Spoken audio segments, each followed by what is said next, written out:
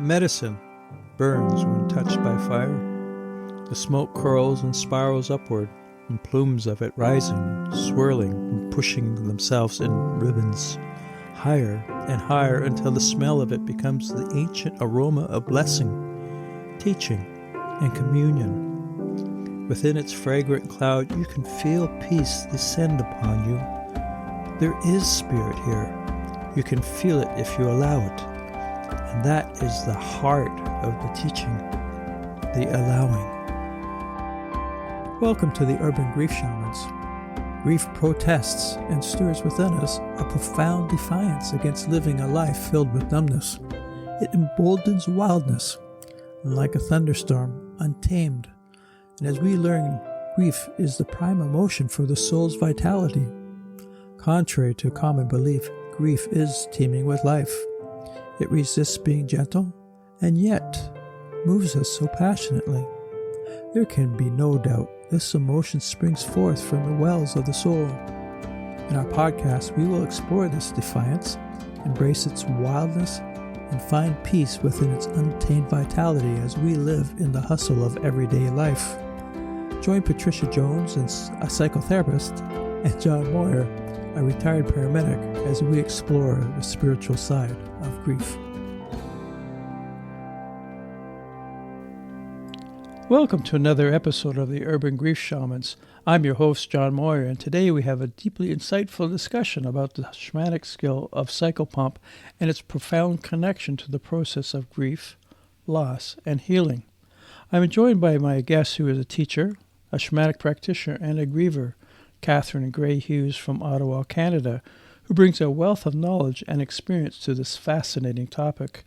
Psychopomp is derived from the Greek word meaning soul conductor and plays a pivotal role in helping lost, confused, or stuck souls transition from their life in this world.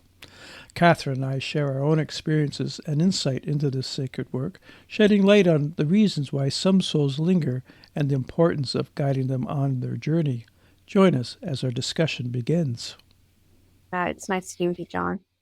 I'm speaking about Psychopomp as a part of shamanism or a method or a healing method. Psychopomp is actually Greek and it means soul or conductor of souls.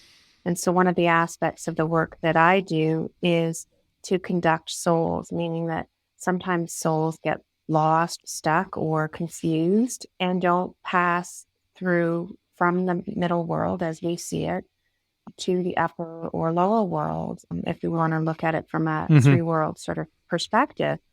A lot of cultures do have practices where they work with souls and make sure that their passage goes smoothly. And so my experience has been that I know the helping spirits that I work with, if there wasn't a need, I wouldn't see it. And so I've always gone from my experience that I do find that there are souls, for whatever reason, for different reasons, don't leave the middle world. Sometimes they choose to stick around to help their loved ones. Sometimes they're a bit confused because they've died suddenly or have been medicated before they pass. And sometimes I've also met souls who are afraid of moving because of fear of judgment, depending on their religious background. And so sometimes you have souls who perhaps have committed suicide and are in a really tough state and are suffering and are not willing to look elsewhere in order to continue their soul's passage. And for me, it's just such beautiful work working with these souls. I've learned so much about what things hold people back when they pass, what are the things that they're thinking about when they pass, also about their care for their loved ones. That sometimes I have met souls who have chosen to stick around and not follow the call to leave this world from a soul level, even though they've left their bodies, because concerned about their grieving loved ones. And they want to stay and comfort them. And then at some level, after they've been around for a while, they lose the ability or they lose their way and are not able to pass and hear that call for their soul to go on that next part of their journey. And on some level, that can be not so helpful for the living. Yeah, like Yeah, and it can affect you to their varying degrees. Sometimes they just want to look after you and make sure you're making good choices in your life. Or a lot of grandparents, grandparent ages or things like that are wanting to keep, they think that it's a way for them to look after their descendants.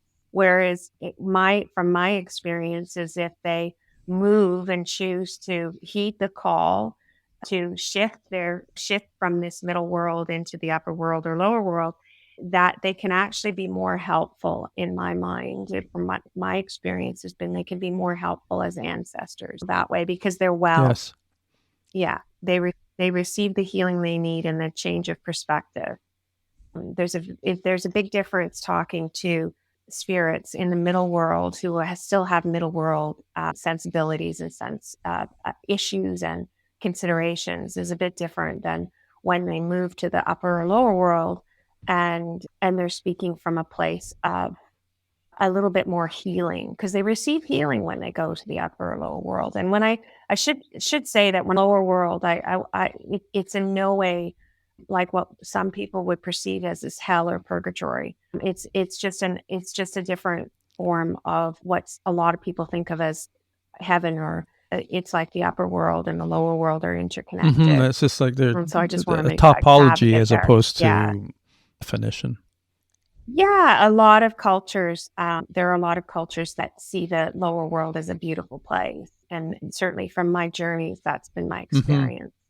Just a quick one. A friend, actually a friend that I was working with in EMS, her father had passed, and I guess it was 2 years later, she asked, "Can you just check on my dad to see where he is?" And I did that and found him. And after journeying to the last place that I knew where he was, which was the hospital, and there Bob was just sitting there on a bench admiring a sunset. I sat with him, looking at him. I told him, "For a dead man, you're looking really good." Bob both had a good laugh. I asked if there were any last thoughts that he wanted to pass on to his family. So tell them that I love them. I said, "That's all good, but can you give me a little bit more so they know that I was speaking with you?" And then he proceeded to give me information about keepsakes he had owned that he wanted to go to specific individuals in the family.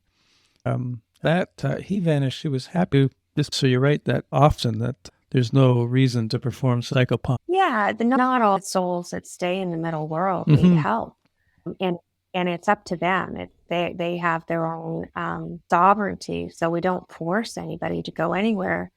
But sometimes in the hospitals, like I've been in experiences where the hospitals have a lot of spirits hanging around, and I'm not sure that's super helpful for those that are sick in the hospital or the staff, for that matter.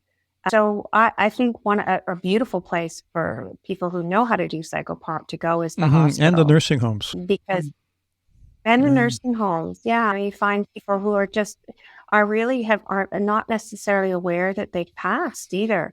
Sometimes you have to gently explain to them that they no longer have a body, and gently. And I wanted to say that's a healing in itself. That you go, John, you're talking about your friend asking you to go help ask her father. There's power and beauty in someone who still has a body, for lack of a way, who's still incarnate, going and checking up on somebody. Sometimes people just need to know that somebody cares. Well, and that's enough for them to turn around and leave. Tie that to grief, I guess, Catherine, is it's the same for a loved one or even a pet. To know that they are well on the other side, quite helpful and healing. I think that, for people to know that their family is at peace, I think is really helpful for them, that their family member is at peace. I think that it also, on some level, is healing for the family to know that person is receiving the care that they need in the upper or lower world and are not wandering. And for some, I have had some experiences with people who are in deep grief, where if a family member is staying around out of care or out of concern, that sometimes it makes it harder for people to move on. And not move on in a way that I want you to think to forget about the person who's passed, but that they feel they're stuck in their grief. They're having a harder time moving through the grief. I have had experiences where doing psychopomp work has really helped the person who's grieving as you said, on the level that, yes, that now they're at peace. Sometimes there's a bit of a message that is passed between them, but also there is sometimes those who have passed can be a bit heavy, especially when there's trauma involved in that death. Sometimes hamper the living, but it doesn't come to a resolution, or it's harder to work through it, I guess, has been my experience. And this is just based on some clients that I've done work with, that to help them get to not even the next phase, more about the process of grief, but to be able to move a little bit forward in their grief and process it in a different way. The longing, I think, is when we have a loss. It's not just that they're gone. Now that they have this deep longing. And I think they don't think of that there's a middle through Psychopomp to meet up with their almost a mediumship, if I may say, is that, that... Yeah. Go ahead. It does, like during Psychopomp work does involve mediumship to varying degrees. Typically when I'm doing Psychopomp work, I'm not looking for evidence so much of who the person is or how they passed. I'm looking for a resolution of healing for them and transferring them to a place where they can get the healing they need. A lot of spirits, when they pass, that are in the middle world are very confused and they're in a dream thing. So a lot of the ones that are really confused are not necessarily the best communicators in that way. When they're in the middle world, they have not gone to that place of healing. So some of the messages they pass may not be from the most healed state. Sometimes they're worried about their belongings or things like that.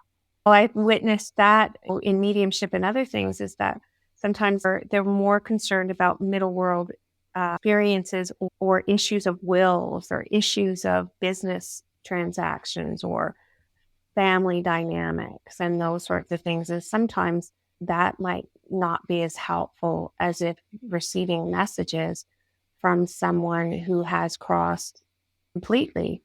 I do have some anecdotal experience from clients where they keep hoping that their loved one will come to them in their dreams. And what I find is that if a spirit is in the middle world, they're less likely to come into the dream state of the client or the individual, the grieving individual.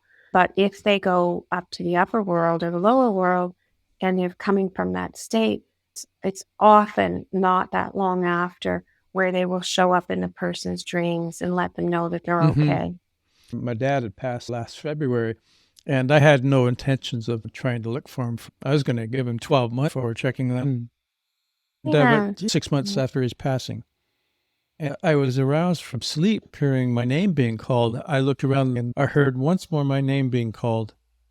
I then heard my dad's voice. He said, "I made it." It's not quite the same, but reaffirming our loved ones do try to reach out if at all possible. I think from my experience, that's what happens. And grieving, I think not having that knowledge that their loved ones are okay, especially if there was trauma involved. And I think if I was somebody's family and something like that happened, and you could tell a story of what you saw or what was said, and it would bring great relief to the family. Opportunity to share a little bit more than you would otherwise. But it is it's a beautiful gift to be able to help souls. And I think it also teaches us a lot about what happens when a person dies and what are the things that they're thinking about. And I believe it helps when we are ourselves approaching death, or if we have loved ones that are approaching death, in how we can treat those people and what we can do to assist their passage. I grew up in an Anglican background. I'm not practicing anymore, but I was in a position where I was sitting with a friend of mine whose mother was dying, who was 90, and she had dementia, and it had just progressed to the point where she had stopped eating. And I was sitting with her. I considered it a big honor to sit vigil with people. And I happened to be there, and the Anglican minister had come in to issue last rites. I'm not 100% sure if it's called that in the Anglican faith. I know that it might be called something a bit different. But so the mother had been unresponsive. So when the minister came in, and a lovely man came in to speak the prayers, she started to mouth along with him. And I could see a huge weight lifted from her. And for someone who's religious in that way, some of the things that were said in that prayer about leaving your burdens behind and being prepared to move forward to the next phase of their life as a soul. And those are some of the things that we see when we do psychopomp work, is that people are worried about those who are left behind, or they're concerned about their worldly baggage, or things that they feel that they perhaps will be judged for. And I just think that what a beautiful thing that you can do, whether it's religious or otherwise, or through the work that we do, to be able to support people in helping them make that transition in a way that's unburdened. Catherine, would you like to explain how we do the work of psychopomp healing? Oh, yeah, no, I'd be happy to do that. Yeah, we've talked a lot about what it is. We haven't explained it, though, have we? Yeah, that'd be helpful. So, Psychopomp, what it involves is a middle world journey for us, at least in this practice. There are other cultural practices who would do it differently. Sometimes I've understood that there are some different cultures that do a group ceremony to help a community member pass when they've passed, and support the soul on its journey. But in this case, what we're doing is we're doing a middle world journey, and we work with helping compassionate spirits. And we're doing a middle world journey to that soul, as you did with the woman on the side of the road. And we're going and we're having a little conversation with them and asking them if they're happy where they are, and if we can be of assistance. And we get a feel for the person and where they are and whether they need help or not. Sometimes they say, no, I don't need any help. And you say, that's great. And you leave them be. But if they're confused or they want a little bit more information, you say that you can conduct them. And then you give them a choice if they want to go up or down. And then you, through a shamanic process, you escort them. And then you drop them at the doorstep of where there'll be someone there to meet them. In the upper or lower world, there's always someone there to meet them. Don't always know who, but there's always someone, their familial psychopomps or other beings that are, or family members that are willing to be there for the person. And then you leave them. And in my case, the way I've been taught is that we then close the opening that we've gone through to drop them off, and then we come back. And it involves often a little conversation. I don't get too involved in their life story as much as possible. Sometimes they're not able to really communicate that, depending on how confused they are. But it's really about showing care. I'm here to check up on you, and I want to make sure you're okay. For some people, especially depending on how they've passed, it's really meaningful for them. And then I just reassure them that they're not going to be judged, and that I'm confident because of my exploration. I'm confident that I'm taking them to a place where they'll be happy and they'll be able to continue their soul's path. And, it's really rewarding. It's beautiful work. Yeah. For those inclined to do this work, there is a teaching path to become a psychopomp, correct? Yeah. Would you like to explain where they might be able to receive that kind of education? Well, yeah, there are other people out there that teach variations of this work. When I was looking around, when I was trying to figure out where I wanted to study and what I wanted to do, I found the foundation, and it spoke to me. They're universal or near universal practices, things that Michael Harner witnessed and experienced, and wanted to see what were common practices among shamanic peoples for supporting the dead. And I started studying with them, and I like it because it's very respectful of the soul, and there's a completion to it, in that we are escorting the soul to a place that we know is good, that we've experienced, that we feel good in our heart. And so for me, it's that completion of the activity that's important. And that's a healing in itself. I like that we can escort them to do that work, and that's part of the practice. It's considered an advanced training in a way, but with the foundation, you only need to do basic workshop, which we call basic, but it's not really basic, but it's the way of the shaman, where you learn to journey, because you want to have strong journey skills in order to do this work, because you're going to be journeying into the middle world. one of the things I like about also the way we teach it is it's actually quite life affirming because we do a number of journeys to explore what happens to souls when they pass and what would you might like to where would you might like to go when you pass, because you do have some choice Yes, you here. do. You have some choice. What would you like your final your destination to look like? What would you like to experience there? And so in the preparation for doing the Psychopomp work, you learn how to explore your own passing. What would happen to you as a soul? What's possible? What happens to souls when they pass? Where do they go? What kind of healing do they receive? And all of that, I think, for some people is really helpful for them to experience it on their own, because I have a lot of people who come to workshops who have lost somebody and are Hmm. grieving, and they are drawn to the work. And it, in a way, it puts their mind at ease about where their loved ones are and what they might be experiencing. But I've had some clients and students who are well into their 70s and 80s who found that work was also helpful for them to lessen their anxiety over their passing. Maybe they were religious at one time and are no longer and are wondering what it would be like Hmm. for them. Oh, it did for me. I found the whole experience on helping people that I knew and just my own experience of exploring all those different the topologies, like the upper, lower, and middle worlds. And Yeah, I don't know. After those experiences, you something is different. You know, you never see the world in the same way again. yeah. Are there psychopomp work? Well, I think if they start by taking learning to journey and learning to be Hmm. comfortable in the spirit world a little bit more, I really think that's helpful because you really want to have some agency. I think that I encounter some people with a lot of built-in fear about the spirit world, and so sometimes you need to work with it a little bit for a while to get more comfortable, depending on people's backgrounds, what they've been taught. I think that people have to be careful if they are having significant mental health issues. Hmm. I think they have to work to see if it's a good fit for them. And that's a conversation they could have with a teacher as well about that, if it's a good fit for them. If you're in a mental or emotional crisis, I would not recommend it. Not because it necessarily going to cause you harm, but I think you need to have some stability in your life in order to launch from there.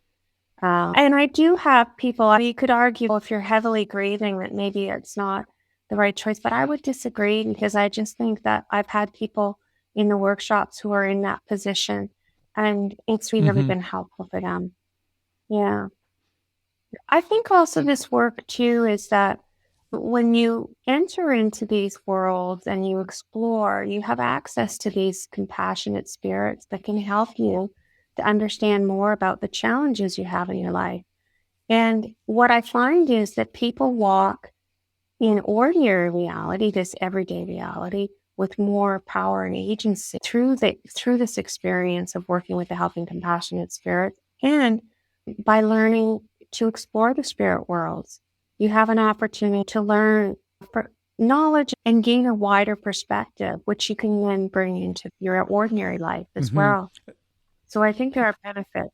Obviously, I'm a bit biased because this is my practice, Yeah, right? but it's the basic workshop kind of gives everybody who takes the program enough reference and enough experience, and if they take their time, just living it, being in it, before they move on to other more advanced workshops, it's Yeah, very healing, and it's to think that everything around them is spirit, that they learn that yeah, very quickly. yeah.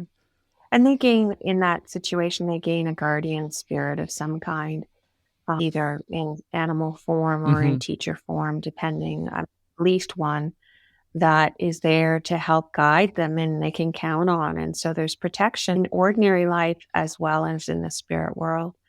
And I think that's one thing that people are looking for as well, is this idea that they have these spiritual allies that have their back. That's right. Like that's the reason why Michael started this in the beginning was he felt that Westerners were wandering around. He saw in shamanic cultures that people had power sources, had powerful allies of the spirit world.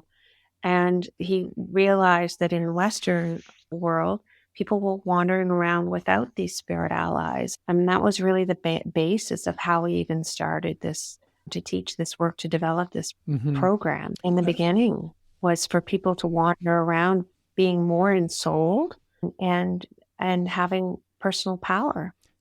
Can you just enlarge Michael a little bit for everybody, who he was and just the impact that he had on the shamanic community? Michael Harner was an anthropologist, and at the time when he was working with communities, shamanic communities, the anthropologists were told not to get involved, and there was a lot of disrespect for shamans and medicine people, that somehow them talking to the spirit world was that they were crazy. And Michael was really curious and wanted to talk to them and find out a little bit more about them. He saw something different when he was working with them. And they said to him that if you want to understand what we do, you're going to have to get involved and you're going to have to practice. And so he went outside of what was normal in academic environments by getting involved and practicing with the different cultures that he was with. And then that led to him realizing that there was something really missing in Western culture, and something that would benefit. And so he started exploring how to teach practices to the Westerners, but not from a cultural point of view, but more from a methodology. And so he started teaching, and the foundation was set up around 1979, and it's been going ever since. There are branches all over the world. And really, the workshop that we teach, the way of the shaman, is what he developed over time. And it's basically the same workshop that he taught back then. Have Westerners understand more about what shamanic cultures were all about, and what were the benefits there, and also how could we expand our ability to heal and be more respectful of our neighbors and the planet. And, he got to know many different people in different cultures, and often he took notes or would take down those teachings. And he has a large body of knowledge at the foundation, which is a nonprofit, where they're keeping that knowledge. And sometimes what happens is, in culture, people have lost their practices. They can go to the foundation and see if they have anything written down from Michael, from his research, or others. And then he returns, and it's happened where there've been practices nobody taught it to follow. And the foundation also shamans in certain cultures where that if without that financial support, they wouldn't be able to teach the practices, and they may be the last of their lineage. And so there are a number of individuals that the foundation supports in order for them to teach people in their culture their practices. But that was a different time. And now, we have to be really careful about cultural appropriation. And we don't take it lightly at the foundation. And I certainly don't take it lightly. And so there's been a real effort over the years to make sure that if there is a cultural practice that we reference, that it's referenced and it's not taught, unless it was something that was given freely or shared freely. And so that's been something that over time has changed with the foundation as well. But Michael's legacy, some would argue that he reintroduced shamanism to the West to a larger audience, and has led to a resurgence of interest in shamanism throughout the world. And hopefully, I hope, more respect for those practices in cultures from a Western point of view, to be offering more respect. Yeah. Yeah, and an extension to that would be more respect for all that's living, all that is. And we certainly need to have an earth view perspective now, right? Yeah. Yeah. If you've engaged in journey to a tree or danced a tree, you're less likely to think, you're going to think twice before you cut it down for aesthetic reasons and for pulp and paper. Or if you've journeyed to the river and found out what its needs are, you're going to hopefully treat that river with different kind of respect than perhaps we've been. I speak for myself from a Western point of view of how we've been raised. I certainly know when I was not raised with this type of worldview. As a kid, and I find that for me, what the shamanism has taught me is that the need to love oneself greatly. And when you can do that, then it makes it so much easier to love other things just as greatly, even though you don't know them or know what it is. But that respect and love and caring goes out, and compassion goes out to all things. Yeah, to the best of your ability, we're still human and unfortunate. For me, it's like the Western habits die hard. And so it's an incremental. I find that often our inner life changes faster than our outer life. And so some of the things that you'd like to make changes, you've seen the light in a way, you've learned something, but then becomes the action of how do you shape your consumerism or your way of walking in this world in order to match what you've learned. And that for me, it's been a challenge. But there has been change though, Catherine. Oh, absolutely. Yeah, absolutely. I'm very cognizant of the lack of perfection in it, that we do our best. We do our best. It's, when you know better, you do better. That's right. My Aunt Lou always said that when you know better, you do better. And it's just a constant sort of growth in it. When you know better, you do better. Let's leave it at that note. And I'd just like to say that a lot of what Catherine has referenced, as well as if you'd like to get in touch with her later on, check the show notes, and all that information that you'll probably be looking for will be in the show notes that will follow this podcast. Any last words, Catherine? You did pretty well so far. Thank you. It's a huge topic. And I think what I'd like to leave with is that I do feel that it is better for the living for our ancestors to be at peace wherever they are. That I think that is something that is beneficial for your descendants. So whatever you can do to be at peace, whatever you can do to help your ancestors who've passed to be at peace, I think is well worth the effort. I couldn't agree more. Grief is a heavy burden to bear and can often feel isolating and overwhelming. That's where grief circles come in, offering a supportive and understanding community to those who are grieving. You can't be both the griever and the container of your grief. This is the purpose of grief circles, to be the holder and the witness to your pain. Your soul wants you to speak of your grief, to express your pain, your loss, and to share your history and stories of that which has been taken. The Urban Grief Shamans podcast is an offshoot of Soulful Sorrows, a grief tending website. Here, under the service menu, you will find our monthly circles. Please take the time to take a look and book into one or more of these monthly circles.